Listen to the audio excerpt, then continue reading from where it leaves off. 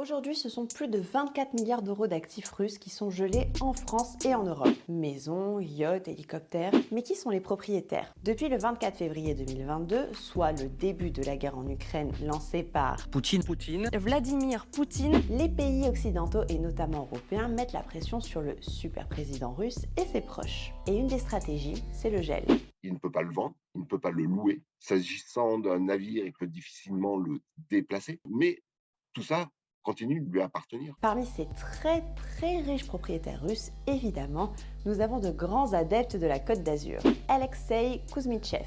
Il est l'un des associés d'Alpha, un groupe dont les actionnaires ont des intérêts dans le pétrole, le gaz, la banque ou encore les télécommunications. Sa villa à Saint-Tropez est gelée, ainsi que ses yachts, la Petite Ourse à Cannes et la Grande Ourse à Antibes.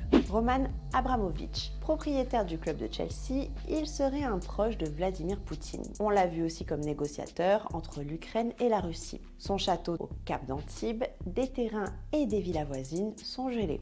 La Croé, c'est un ensemble foncier en fait immense où il y a tout un tas de parcelles qu'il a rachetées avec des villas tout autour. Mais il s'est fait construire il y a quelques années des villas à Saint-Tropez. Arkady Rotenberg, il est ciblé par des sanctions européennes depuis l'invasion en Crimée en 2014. Proche de Poutine, il est à la tête, avec son frère Boris, de deux des plus grandes entreprises de construction de Russie. Il aurait participé donc à la construction du pont qui relie la Crimée et la Russie. Bon, et ses liens avec la Côte d'Azur? Eh bien, il possède la villa Shoshana à Saint-Jean-Cap-Ferrat. Elle est gelée comme son yacht, le Rahil, qui est à Marseille. Alexander Ponomarenko. Ancien champion de boxe, il possède un port de commerce sur la mer Noire et de nombreuses entreprises de transport et de construction. Il est propriétaire de la villa Chaban à Saint-Jean-Cap-Ferrat. Gennady Timchenko, ancien partenaire de judo et ami d'enfance de Poutine, il a plusieurs villas et terrains au Lavandou. Viktor Rachnikov, un des plus grands producteurs d'acier au monde. Il possède plusieurs biens à Saint-Jean-Cap-Ferrat et Villefranche, dont la fameuse villa Nelcote, qui est connue pour ça.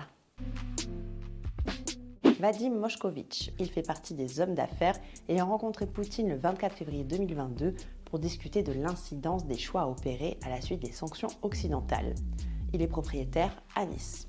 Dimitri Konov, président du conseil d'administration de Stroï-Transgaz, une entreprise d'ingénierie russe dans le pétrole et le gaz. Il est propriétaire à Cannes. Andrei Melnichenko, le milliardaire, est actionnaire principal d'Eurochem et Suec AG. Il possède plusieurs biens à Antibes. Alisher Ousmanov est milliardaire. D'après France 24, il serait parfois décrit comme l'oligarque favori de Poutine. Il serait propriétaire à Saint-Jean-Cap-Ferrat et surtout de l'un des yachts les plus gros du monde, le Dilbar. Au total, si on se réfère à la liste publiée par Bercy à la date du 22 avril, ce sont 30 biens immobiliers qui ont été gelés à Saint-Jean-Cap-Ferrat, au Lavandou, Cannes, Nice, Antibes, Villefranche-sur-Mer, Saint-Tropez et Èze. Mais sont-ils tous vraiment des proches de Poutine? Parfois, le Conseil de l'Europe dit d'un certain oligarque, il est l'homme de main de Poutine, mais sans préciser ce que ça signifie l'homme de main de Poutine. En tout cas, ce sont des gens qui se sont enrichis en parallèle de l'accession au pouvoir de Vladimir Poutine. Mais y a-t-il d'autres biens sur la Côte d'Azur appartenant à des oligarques sanctionnés? Clairement, je pense que j'en ai déjà une demi-douzaine.